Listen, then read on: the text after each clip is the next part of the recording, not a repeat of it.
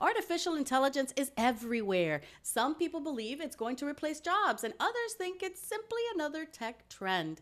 But what if AI isn't really about technology at all? What if the biggest advantage belongs to the people who know how to think, ask better questions, and use it with intention? Today's guest, Vicente Pimienta, is an international educator, AI strategist, and creator of RUTA Cognitive Engine. After helping more than 27,000 entrepreneurs embrace digital innovation, he's joining us to show us how AI can amplify human potential, not replace it.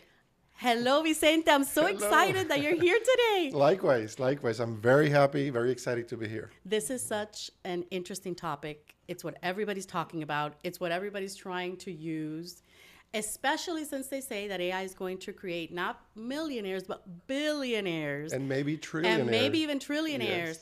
And you know what? Latinos need to get in on this. Right? I'm just saying. I got you. Yeah.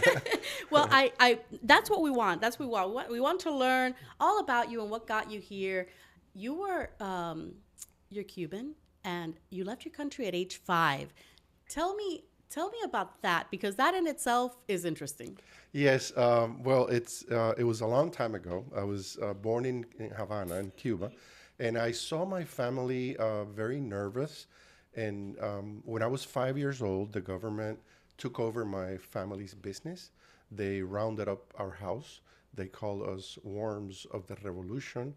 And they threw us at the airport, and I slept on top of a table for 3 days, 3 nights in the airport until we were flown out to Miami. So that was the first time I saw my father crying, was in the airplane. And I asked him, why are you crying? I thought you wanted to leave Cuba. And he looked at me and said, one day you will understand why I'm crying. So when I arrived to Miami, the family, we had a little bit of family here waiting. So they asked us, how was the trip? And my reply, I've been made fun of this for the rest of my life after this, but I said, my father was so sad. Las lágrimas, the tears came out of up here. Oh. That's how sad he was. So that was like a reflection of me trying to say my dad was in pain, my family was in pain. We were very well off in Cuba, and we came here to struggle like everybody with $100 to start and some family support. And my father then chose to move to Puerto Rico, because in 1967 I arrived here. This was like a farmland. And my father said, no, I need like more movement. I like Spanish speaking. I like El Morro from San Juan. It looks like the El Morro in Cuba, you know, the old cities and all that. So we went there, and I grew up there. I lived 37 years in Puerto Rico and then came back to Miami.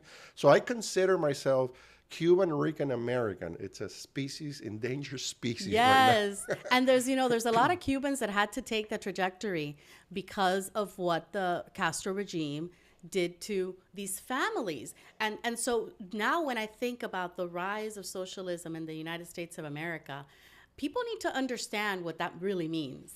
Because Absolutely. I don't think they understand, and they need to hear stories more like your story. And you shared so many core memories right now in just a few minutes. How traumatic that must have been for a young boy. What did that teach you, and how did that turn you into the person you are today? Well, it started very early when I arrived to Puerto Rico and I went to school.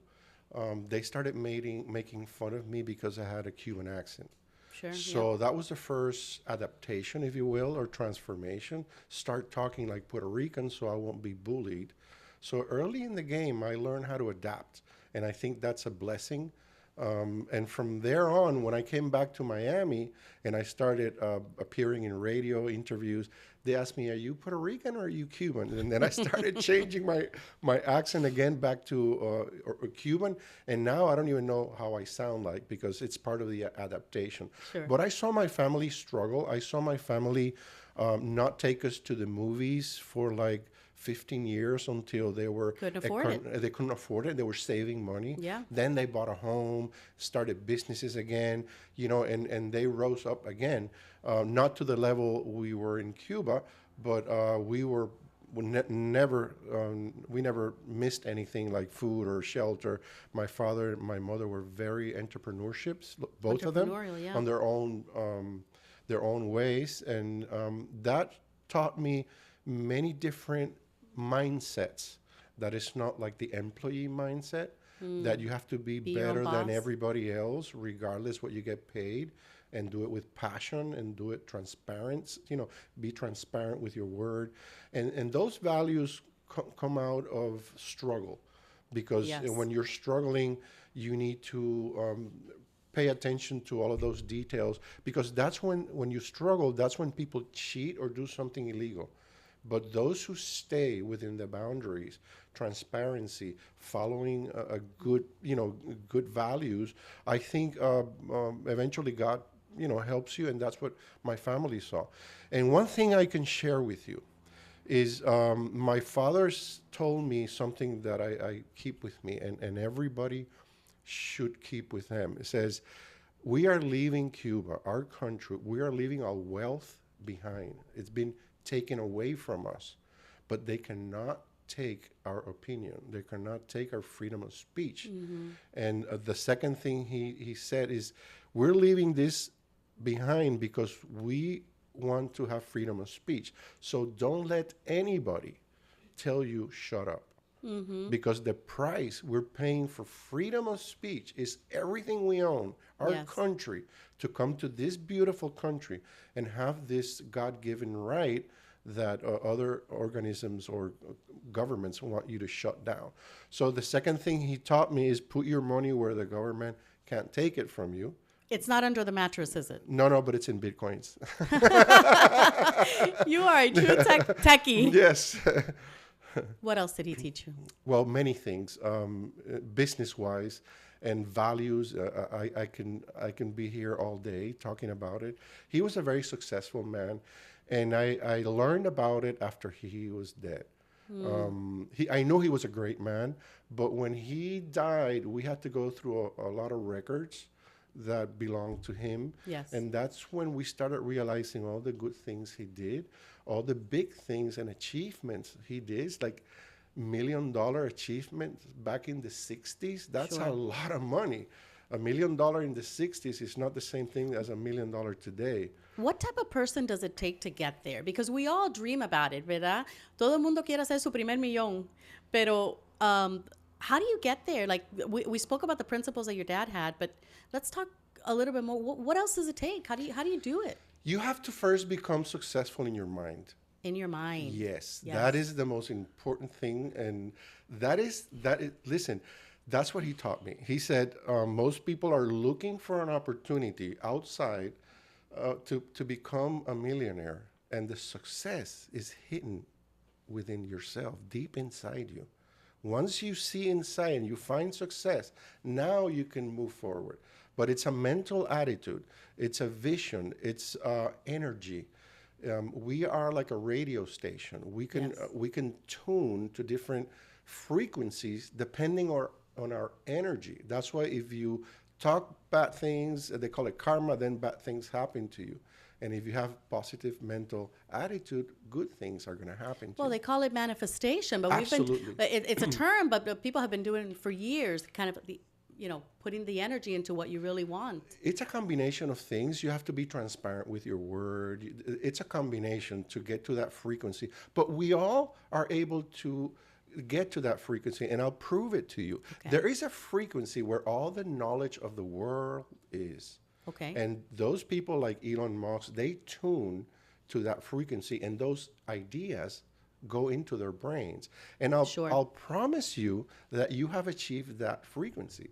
And I'll prove it this way. Have you ever thought of a great idea, and a couple of years later you see it in the store? Yes. Someone else have. was tuned into that same frequency. The only difference, and listen to this one, is they took action. They took action. That's where success is. You might sink to whatever frequency you want. If you don't take actions, it's not going to happen. So Yeah. it's a combination. And it's there for those who are open to receiving it, right? Absolutely. And you cannot Yeah. be a bad person and tune to that. It has to be, you have to comply with happiness, with all the good energies around you in the good environment. Yeah. Sometimes when I achieve that, I close all the doors in my office, dim the lights, and just sit there, concentrated, and ideas start flowing in.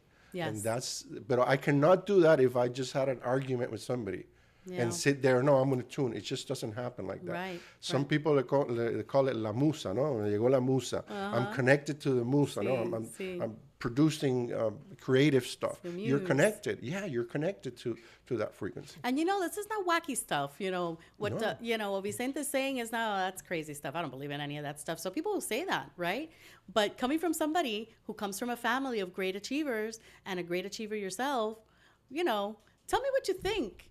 Is this kind of wacky stuff, or has it also happened to you? I want to hear in the comments, what's your story? If you guys have had that experience where you're in tune with your energy and things happen because of it.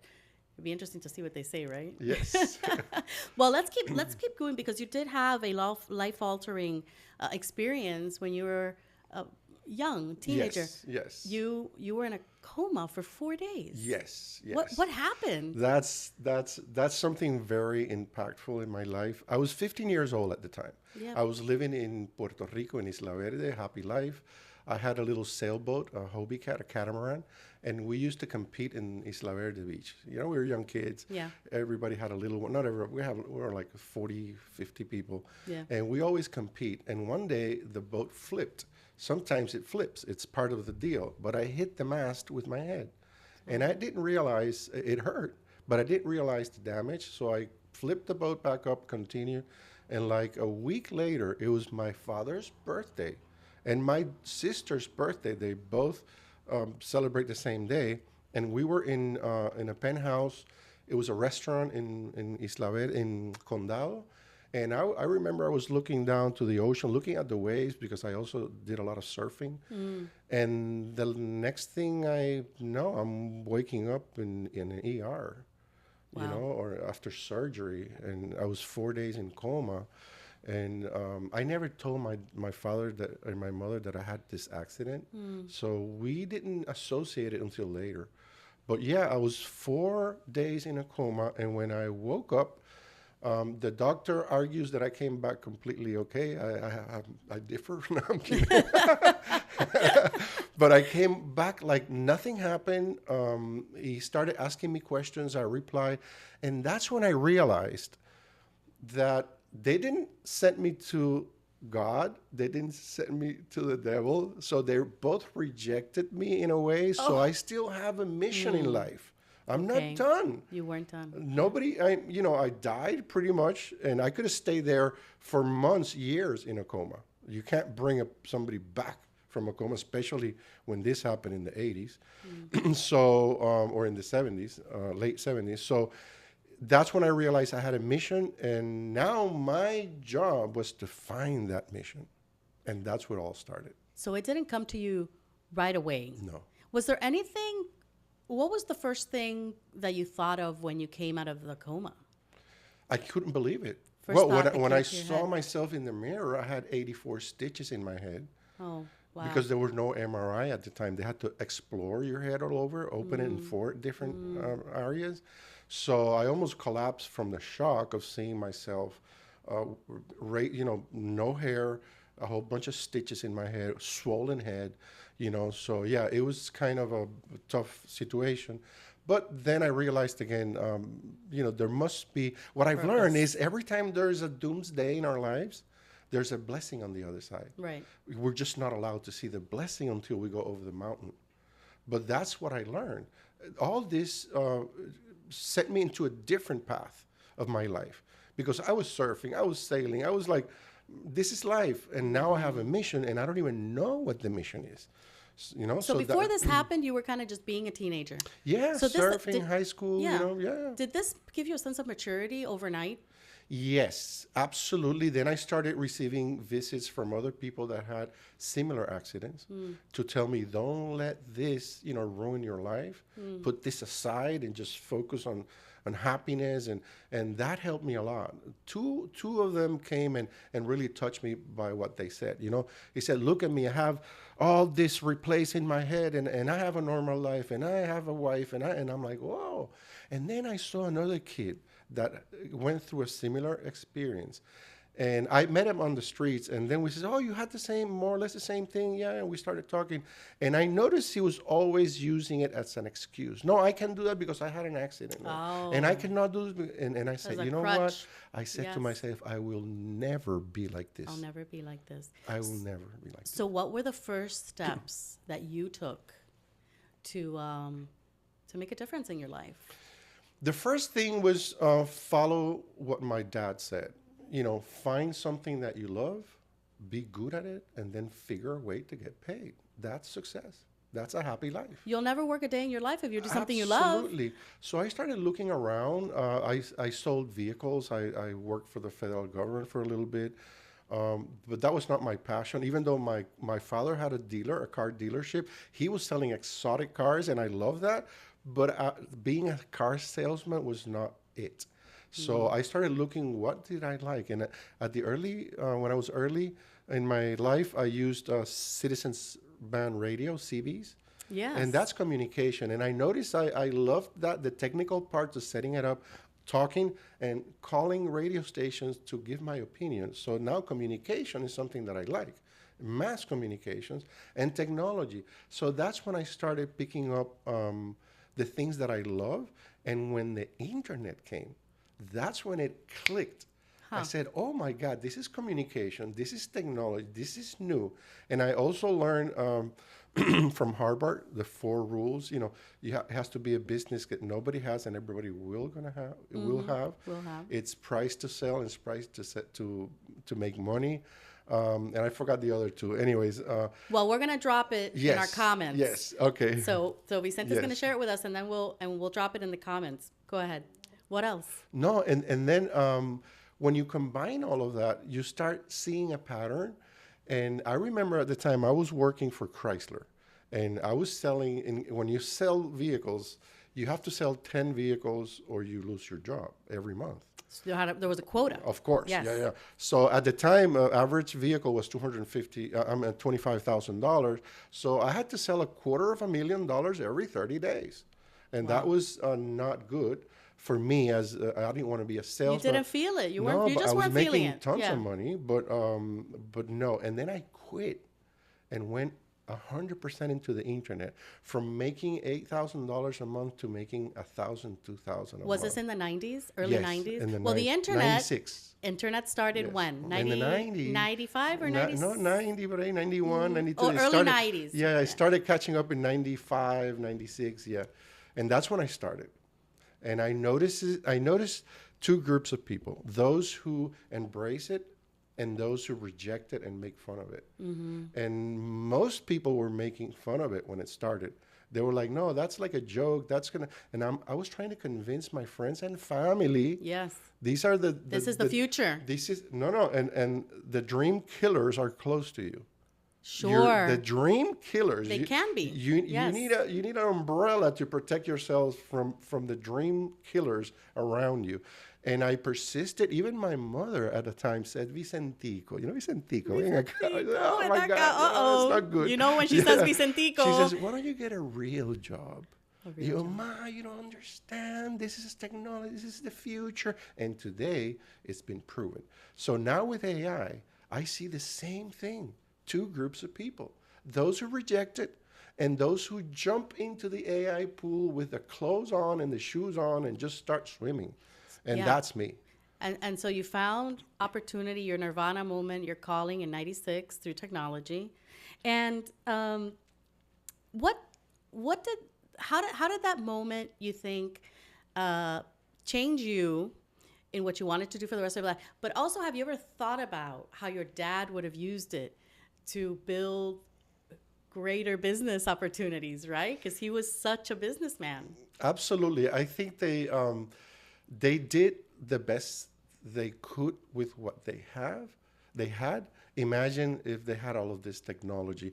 And that's one thing I always try to understand. How can we download our ancestors' memories and upload it to ours to get the experience? Yes. But it doesn't work like Right. that.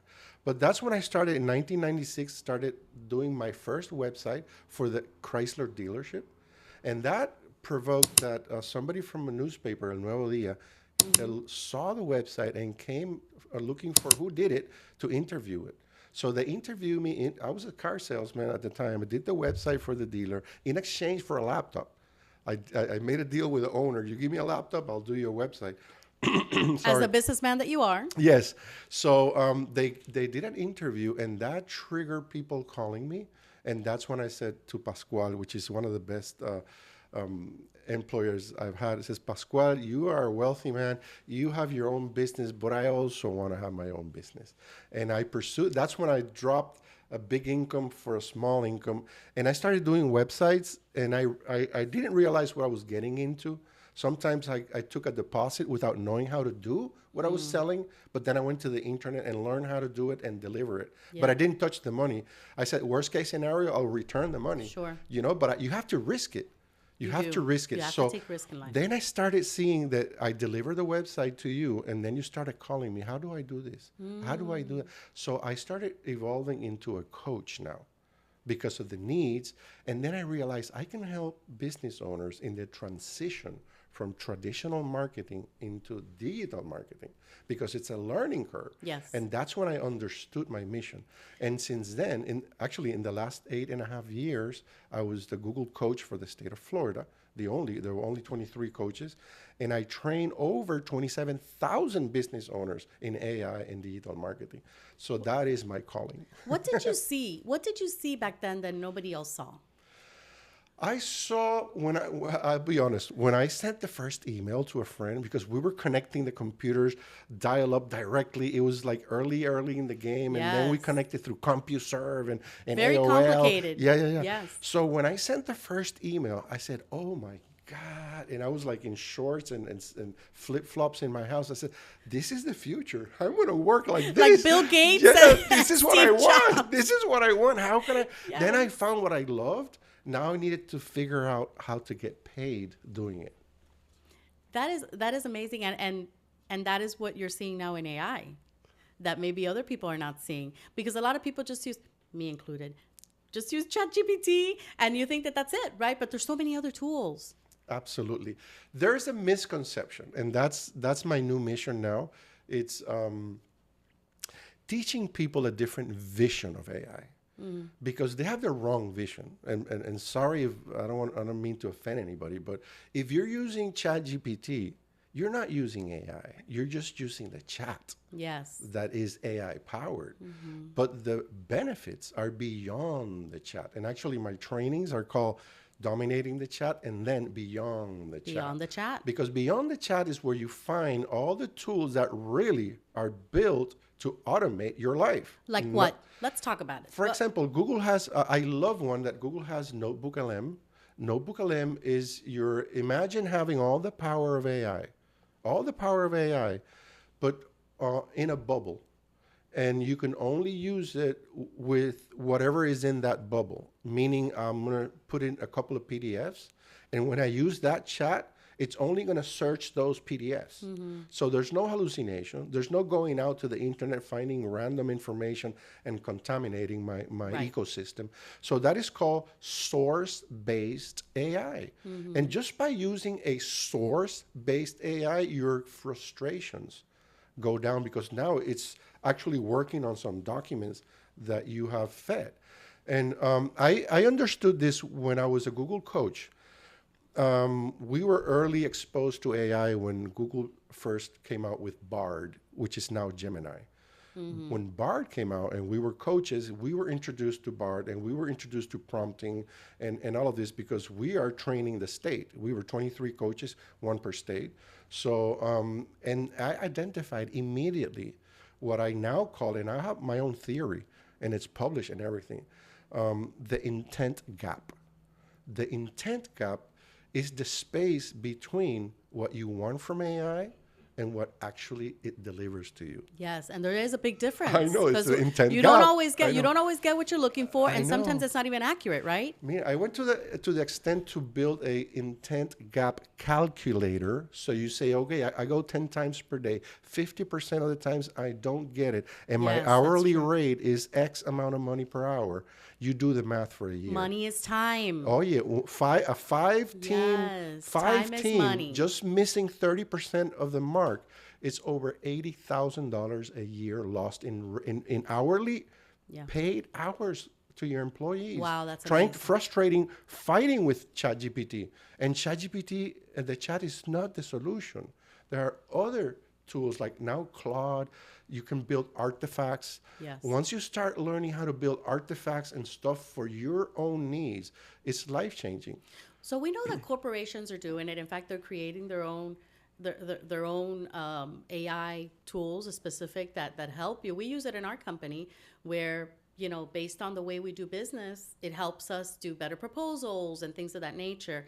But if I'm a small business, if I'm just my own entrepreneur, I have my own little store, how can I use AI? People might think, I don't know how to use this to grow my business. That is what I've been working on, because what I've done is I had to struggle to dominate AI, to control it, to direct it, to learn how to direct Yeah. it. Nobody's teaching us this.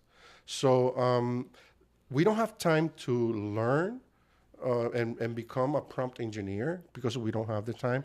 Right. So I built the RUTA cognitive engine that helps the small, and it's free. You can go to my rutamethod.com and download it for free.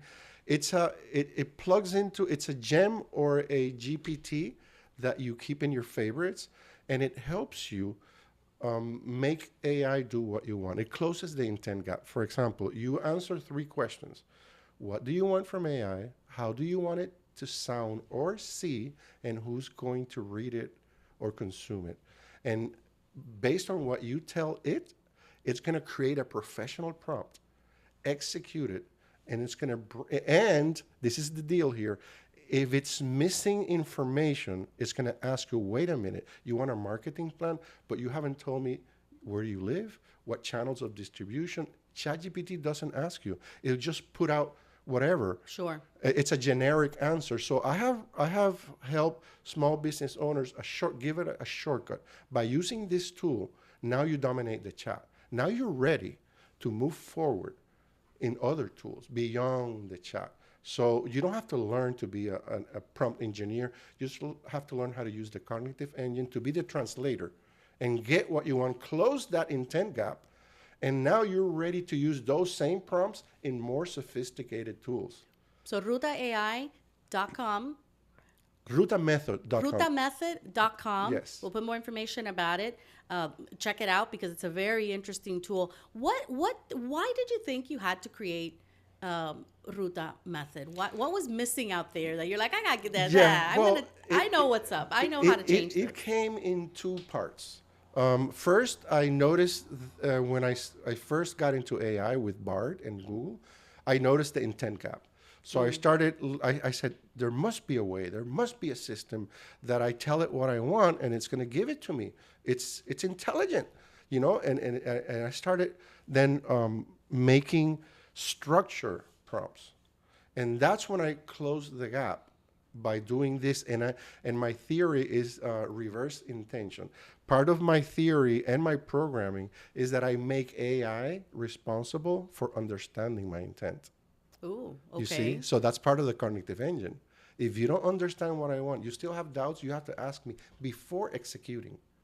Okay. When you go to a normal chat GPT or something, it's going to execute. It's not going to ask you anything. Okay. So tell me how somebody who knows nothing about this, okay, what is the first step that they should take? Let's say they have a small business, landscaping. Okay. Tell me how they can use RUTA Method to make this better. The first thing is to close that gap and save time and money. But there's a second part that I haven't mentioned. I have to go back to the RUTA, if I might. Then I realized that it was forgetting things. So I'm in a chat, Yes, and he's it's forgetting what I just. what you just said. Are That's you right. It's kidding true. me? You know, Yes. are you kidding me? It gets to a point where you say, "Are you Why'd you kidding change? me?" You know what I mean? Why did you just change Yeah. everything we've already? Yeah. So I started doing the RUTA ledger. Okay. So it documents everything. So when you combine the RUTA method and the ledger, it becomes a cognitive engine. Okay. Because it's asking you and then recording. So that way it doesn't forget stuff. You're not backtracking. So that's yeah. why I tell you dominate the chat now. It's not going to forget. It's going to give me very close to what I want. And now you're ready to learn other stuff. But this is what I would, the plan that I would do after dominating the chat. Listen carefully. Yes, it's first look for a task that irritates you. You know, Like what? Like, I don't know, I have to do this report every month and it takes me 4 hours. Or I had a friend he had to crop images to put into a So let's- report, yeah. and this takes me 2 hours. Sometimes it's 100 photos, and I have to. Let's automate that. So from 2 hours, this is a real case of cropping images. From 2 hours to 1 minute, just dropping the images in one folder, pressing a button, and it's going to come out the PDF as I want it. Now I've saved you an hour and 59 minutes. Yes, indeed. So for me, that's happiness. I'm selling happiness. Then we go to the second task that most irritates you, and let's automate that one. And when after a couple of months, you're running at superhuman speeds, and you're happy because everything is being taken care of. Can you do it with your invoices? Can you do it? Everything. Everything. It's called, first you have to identify your business logic. For example, if this happens, then I do this. Okay. But if that happens, then I do it. So you program the business logic, and that's how you get happiness. So you would say that the American dream is now an AI economy? No, it's actually a human-led, AI-powered, American dream. yes, human-led, AI-assisted economy. And this is very important that you understand this. I have to make a parenthesis to open your eyes about the opportunities that the small business owner has right now. When the app economy was around, big companies were launching apps. These were 50, 100 grand each app. The small business owners Couldn't afford it. couldn't afford it. Of course. So we relied on Excel files, spreadsheets. Yes. And we have Lots of everything in spreadsheets, yes. and reports and all of that. Which took you know, forever. Exactly. So fast forward to today. The big company has the app. Fantastic. Now they have to adopt AI. You know the process of a big company adopting something like this? Who are we going to fire? Who are we going to retrain? What departments are going to be automated? It takes a year. However, the small business owner has a huge advantage. They don't have to wait that year. And guess what? AI is fed by structured data, by those same spreadsheets that you have, really organized. Now you just have to upload them. Yes. So there's a shortcut. There's a 1 year opportunity for the small business owner to jump ahead and become the next big company just by using the data. You don't have to structure the data. The big company now has to figure out how to do it, how to get rid of people, how to downgrade, who's going to go, who's going to stay. While they think that, you and I can work in a 30-day, 90-day plan and get you automated immediately and start running your business and concentrating on the things that really matter on your business, not the operating, steps and reports. All of that is automated now. Now let's talk about the big elephant in the room, right? Yes. Is AI going to take our jobs? Did internet take your job away? No, right? We adapted to it. We adapted. When the automobile came out, the people who were taking care of horses and carriages, did they lose their job? They adapted. Now they're not fixing the wheel of the la carreta. Now they're fixing the wheel of the car. But there are jobs that have. There are risks, yes. So this is let's lay out the foundations. We are not competing against AI. We are competing against other professionals like you and me that use it better than us. Okay. So that's the competition. Now, who's going to stay, who's going to go is whoever doesn't know how to control and direct AI. Anybody can use it, Sure. but not many people can control it and direct it to get the output exactly what I want. So that is who's going to stay. The biggest risks for me right now are the supervisors, because the cost of doing a report is not like it came down. It's zero now. Sure. You pay a $20 membership and you can create a report. Sure. And many reports in a month. And it's expected now, actually. Exactly. People know you're going to use AI. So if It's your not job proprietary. is Yeah. like to supervise, create a report and send it up there to your leaders, beware. Learn how to control it, learn how to direct it so you stay there. Porque cuando llegue esto, van a decir, who knows about AI? You know, you don't know, we Right. don't need you anymore. Yeah. You know? Yeah. I know we've talked a lot about the wonders of AI and all the good things, but there's also some things. There's a downside to AI. We're seeing it in the schools, for example, where the kids are using AI. Oh, I just used AI for all the questions. Are they really learning it? What can you tell me about that? How is AI impacting the ability for kids to learn, because they are the future? So how can we prepare our kids? We're not going to tell them, hey, don't use AI, right? Because they need to know and understand how to use it. But is it to their detriment when they're using AI to do homework? Well, I'm in the middle of that debate, actually, because I'm going to participate in a symposium about that, how universities have to change their lens now that we have AI. Yeah. Because just like you said, we cannot punish the students to use AI because they're going to be confronted with an AI economy. So there's a balance there.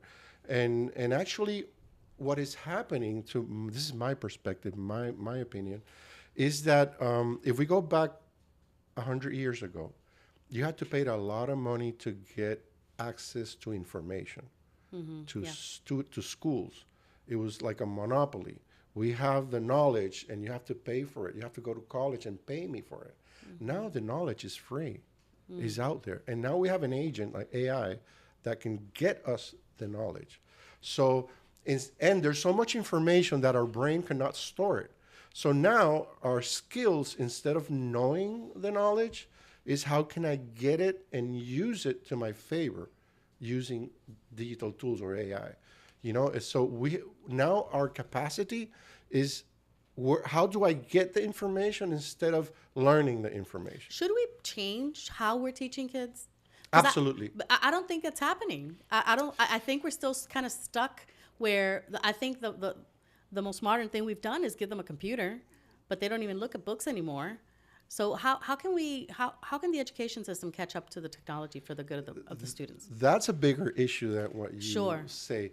And I have this, Darwin, the evolution, the theory of Yes, of evolution. course. If he would be seeing us today, he will be recognizing the human being evolving. Sure. It is From happening. writing to texting to no text, now talking to, it happened to me. I had to write a check the other day, my handwriting. Oh, I was embarrassed. Absolutely. Because I don't practice it anymore. No. So I'm evolving as a human being. The way we talk to our kids, now I text my daughter, the next room, the dinner is ready. Yeah. So it's part of the evolution. We cannot change that. The human being is different and we cannot expect otherwise. Now, how can we direct it? There has to be a balance. And we've seen people have relationships with AI. Like they get emotional and say, oh, I'm sorry, I have to cut the chat. And I have to go And to a new please and chat thank and you. leave Please you. and thank And, you. it's like, what? So, yeah, we're seeing an evolution right in front of Are our they eyes. afraid that the robots are coming for us? You better be kind to your robots. Yeah. What about the kids? Because you can't tell them, stop being on your phone, you're too long on the computer, because it's the future. You want them to be educated about this, new and evolving technology. How do we balance that? It starts at the home, and it's a slippery road because Yes. once they start seeing they become more productive, now they want more. It happened to me. Now I'm in the computer all day, all night. If you Sure, leave me, it's very right? addictive, It's yes. very addictive, especially when you're putting out Yes. things that took you so long before, and now they come out so easy. It's difficult, and you cannot stop them because they're going to be confronted in a human-led AI-assisted economy. So they have to learn this from the get-go. And it's interesting. The other day, there was a convention in a high school or university, and they talked about AI, and the young students started booing. Ooh. So there is a group rejecting AI, a small group at least, from what I can say. Why? So I don't know why. It's yet to be seen, but it was booed when they mentioned AI.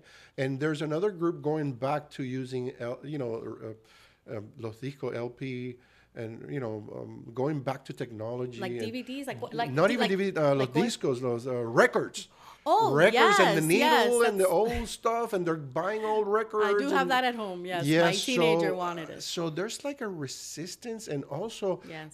Google changed their search to AI only, Yes, I've and seen then that. there's some people who rejected it because they want to see the results. They don't want the overview, because if between you and me, it could be manipulated. The Oh, overview, absolutely. Sure. instead of give me the stuff and I'll go Give me link what's by out there, link, and I'll go find to it. each page and do my overview. So Go, which is another browser, has its Go.go. own search. Now they're competing, saying we're still a regular search. So they had like millions of downloads after this happened. So there's a group of people moving away from AI Google search. And I think the Google search, and I worked with Google 8.5 years, a fantastic company, but I think it's losing relevancy every day. Now people are going to ChatGPT for answers, Yes. not to Google. And that has to create an impact in their revenue. Again, we're moving. Yesterday was Yahoo, then Google came, now it's ChatGPT, now it's Claude actually. That it's the hottest item right now because of all the things that it can do. And it was created by a couple, so Yes, regular yes, Americans. Yes. And it's a powerful tool. It has three areas. It has the regular chat. It has the co-work where you can build artifacts and say, listen, I need to drop a PDF and convert it into images or whatever, and it'll create it for you in minutes. You don't even have to code. And then you have the coding part.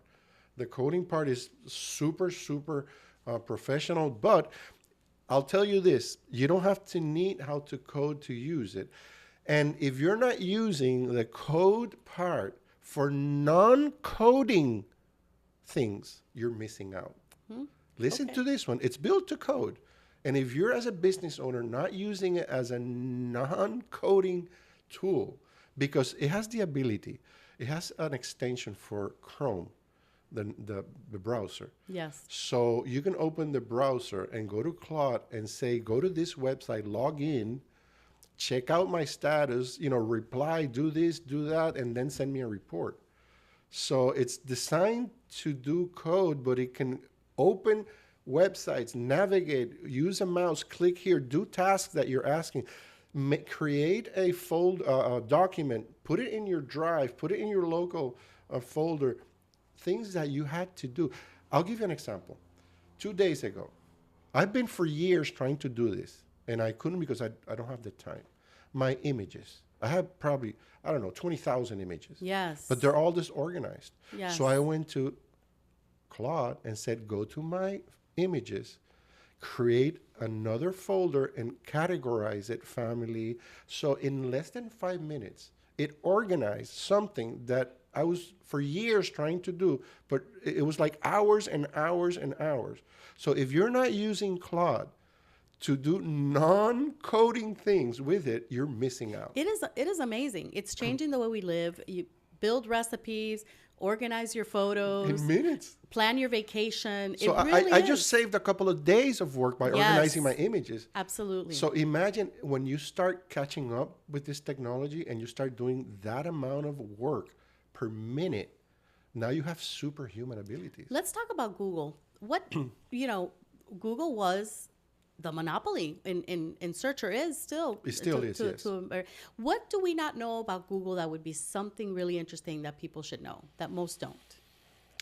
Well, I think it's a great company. I think even though some people look at it in a negative way, in heart, they want the best for society. For example, when I was teaching AI, they have this powerful tool they can keep for themselves, but they're giving it away, for us to use it, and it has to be good to humankind. So that is something that goes to show that pretty much they're not greedy and say, this is mine and I'm going to sell it to you. They're actually implementing it everywhere, and it's going to be free eventually. It's going to be free. And people still go to Google reviews. There's still a lot of relevancy there. People still go to Google. And one of the things that I think is really important is how people are currently using ChatGPT with their private lives, their private problems. There's ChatGPT therapy, and a lot of teenagers are going to ChatGPT looking for advice on how to treat their mental illness or problems that they're having. What are some of the dangers with AI? Let's talk about that. The dangers come when you want to save money, starting with the free package. When you use ChatGPT for free, they copy everything you're teaching the LLM in exchange for using it. Right. It's like an exchange, right? Even though when you pay your membership, you're still exposed. So that, again, education is the solution. I like to use Claude, and now GPT came out with Codex, which is the equivalent, because it creates folders in my computer and stores the information in my computer. So don't put your taxes, your social labs, security, your labs, none of that stuff. None of that. Because it's public, it becomes public information. It could become They public try to information. protect you and everything, but just don't do it. And maybe sanitize it before you put it. Take all the names away, the account numbers, just put the numbers. Okay. If you need, my financial statement, well, just use AI to remove everything locally, and then you can expose it. Yeah, so you do have to be very careful. Yeah, These you have tools to are out sanitize there, it, but you do have to sanitize it. And what about using it as almost like a friend, like your doctor, like your therapist? What's going on with that? And That what's is the evolution a major trend. That is a major trend, and that's when ChatGPT projects come in handy. They have this feature called projects that you can create a project, you name it, and you have two sides, the chat and the resources. And you just, you upload your financial statements, and then you ask everything through, what should I do here? And it's your consultant. So I have a project, which is my success catalyst, which every time I get an email inviting me for something here, like your email, how do you think I replied? It went through my success catalyst, say I should reply this way, and then it gives me a draft and pretty much starts learning from you. Will it tell you? Yes, go on the show. Did it tell Of course. And you can tell, can you research the program? Yes. The background and everything, and it'll do everything for you. So a year ago, you had to research it yourself. Sure. Ask your friends. A phone call comes in, you don't have time. The interview comes, you didn't do it. So it gives you superhuman power, but you have to learn how to use it. And that's when the education, just like the internet, people made many mistakes when the internet came, lost their jobs, their lives, some of them, their safety. That's right. So it's the same scenario. It's a deja vu. Yes. But it's more powerful. Yes. 10 times more powerful and more dangerous if you don't learn how to not expose yourself. So here we are in 2026. We're going to keep this for posterity. Yes. Where do you see the future of AI going? How much further can we go? We are just at the beginning. We are still in the early stages. We're still figuring out stuff like the intent gap. Yes. What I intend to get and what you're giving me, it's an issue. So it's still evolving, and we're still in the human-led, AI-assisted economy. Pretty soon it's going to be AI-led, and human in the loop, but it's pretty much going to be AI-led when we start connecting those, for example. But that changes the power dynamic. Absolutely. Which is a little bit scary. It is. And we're always there. I'll give you an example how I am using two AIs at the same time for one project. And this is where everybody's going to get. For example, I use GPT with a project And in that project, I write my mission. Let's say I want to develop X things or a PowerPoint presentation or whatever. Yes. And that's where I do the planning. But Claude is going to develop it. So GPT, I tell it, Claude is going to develop this. Give me the prompt that I need to feed Claude. So I get the prompt, I send it to Claude. Claude reacts. I copy the reaction and go back to GPT. Look what he said. Oh, he made a mistake. Tell it this. So now I have two AIs. Sure, you could use multiple and I'm just tools. the director. Yes. And I don't have to, I just have to intervene. That's human-led. That's still human-led, but I can plug them directly and just let them make the decision, which I'm not ready for that. I always want to have a human in the loop approving. Right. But it can be done right now, where I could put them both together, just build this. And the only problem is that they tend to give you suggestions, like you can improve this, you can improve that. And if you don't stop that, it goes to enterprise level, military level. If you don't say, no, keep it for small business owner. Don't put more governance layer and government this and another layer for safety. No, because it tends to build up. So again, going back to how to control and direct AI, so you don't miss the mark or your goal. Is this the end of books as we know it? Pretty much. I've written 3 books, so I don't write books to sell them. I write books maybe in this last case to put my theory, publication of my theory, and pretty much I give them away with my signature. I don't sell them, but yeah, pretty much it's more recognition or leadership and setting you as a like a standard. But yeah, it's over. What I do like are audiobooks. That is not the future. That is the present. But the book reading it has its days counted. I think so. Do you think your family would be proud of where you are today, being a pioneer for all this wonderful technology coming? Yes, especially, yes, my father and my mother. My mother died a couple of years ago, so she saw part of it. And yes, she remembers when she said, why don't you get a job? She one day said, Vicentico, why don't you get a real job? Why don't you become a McDonald's or Burger King manager? Are you kidding me? That was a big deal. Kidding me? Yeah. Yeah, manager. No. I'm a technology guy. But yes. You did have your vision. And I wish they were alive today because I want to share something with you that just happened yesterday. But I was selected for Hispanic Heritage Month. And they would be so proud of it. I was selected by Palm Beach County and the trans service, like the buses. Yes. To be highlighted among 8. So they're going to wrap a bus with Hispanic heritage and 8 Hispanic images. Oh. So I went yesterday to take a picture. So I'm going to be on a bus, my face. So I said, wow, if my mother could see that, you know what I mean? And it's a very humble experience to be highlighted in a bus. Because when I came here, I saw the buses with the faces of the artists. And I'm like, oh my God, look at this. That would be so cool. And it reminds me of this book that I read called Think and Grow Rich, by Napoleon Hill. He says, when success comes, it's 10 times bigger than what you think, or what you thought it was.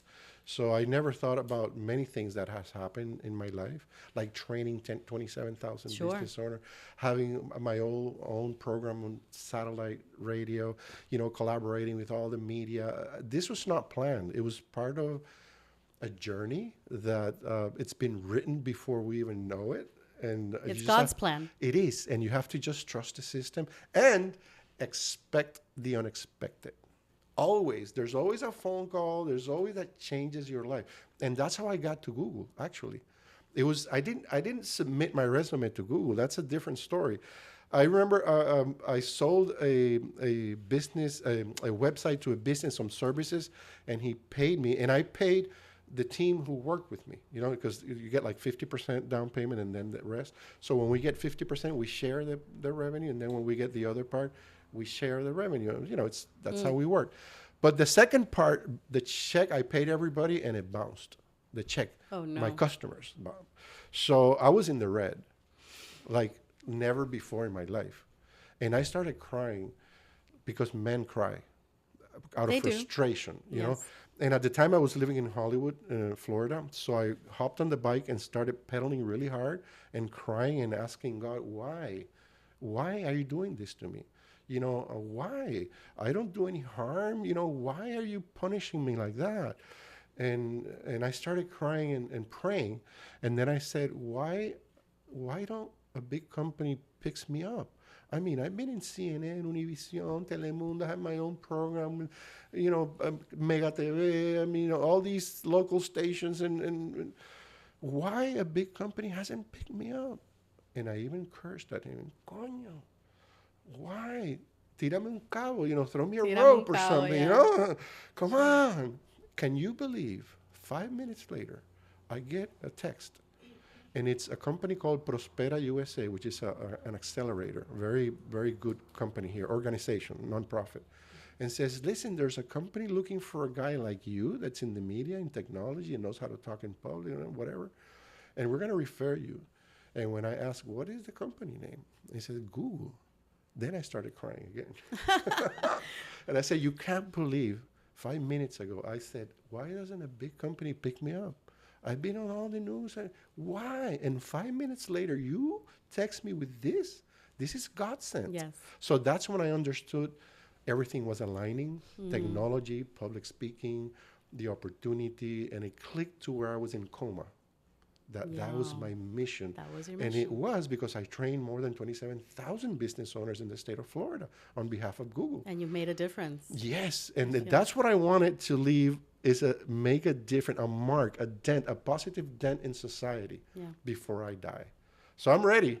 Well, you already have. Not but ready you're to not die. done. You're I'm not ready. done I'm yet. ready to continue echándole pimienta. Echándole A pimienta, sabor sabor a a freedom. freedom. All right, para que vea.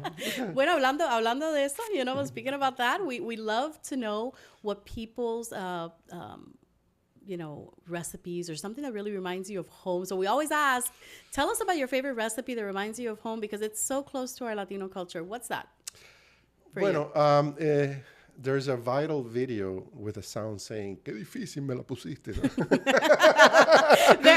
a very cultural saying. We say that all the time. How difficult you made it. Okay, so from the Puerto Rican side, I like the serenata, which is like bacalao, ¿cómo se dice? Saltfish. Yes. I forgot the name in English. I forgot the name too. Yeah, Bacalao is good. They can find it on bacalao Google con or ChatGPT. viandas, you know, and huevo y cebolla. That's a very typical from Puerto Rico, and I love that food. It's very healthy, actually. And from Cuba, I like so many things, pero el ajiaco is something that I really, really enjoy when I eat it. And of course, el lechón, el arroz, you know, los frijoles negros, you know, el bistec de palomilla, the whole thing. A lot you know, of it. The whole thing. We have a fantastic gastronomy in Cuba and in Puerto Rico. They're very alike, actually. Very alike. You just have different names and different ways of preparing it. But well, you gave us two because you feel like you I'm belong Cuban, to Rican, American. Yes. Yeah. So when we asked you, you said these two things that really remind you of home. You don't know what you're missing if you don't try these these recipes. And we're going to put them on the website, saborafreedom.com. And it's been such a pleasure to meet you and to talk to you. You're an expert and a wonderful person, wonderful American. Thank you. And, you know, it is important for our economic freedom to embrace technology, but we wouldn't have that unless we had freedom to do so. Absolutely, absolutely. Never let anybody put you down. Never let anybody change the way you talk, you speak, or what you think about. It's our God-given right. And God bless America. I came to this country. My family gave everything away for me to have this freedom. So I value this freedom, and so would anybody that comes from another country. And we'll see it now with ¿cómo se llama? World Cup. People coming from Europe saying, this is not what they sold us. This is fantastic. Now they're realizing how big this country is. And for some reason, they're damaging the name of it. And it's the best country in the world. Well, you certainly have made a great representation for being a true American and representing Latinos in the way that we truly are, and you know, really representing the legacy that your family left behind. Thank you so much. And that's something that will live forever. And I wish you the best. And for your family legacy. Okay, I know there's more to come. I can't Yes, wait. yes. I can't wait to hear more about it, because every American dream has a story. Yes. And we are going to share it here And on struggles Sabor in that Freedom. story. A And lot of struggles in struggles. that story. And Yeah. I think that brings us together. And that's why Sabor Freedom is for. So visit us on the website. We have everything, all the audio and the video, and YouTube, and our directory where you listen to your favorite podcast. I'll see you next time.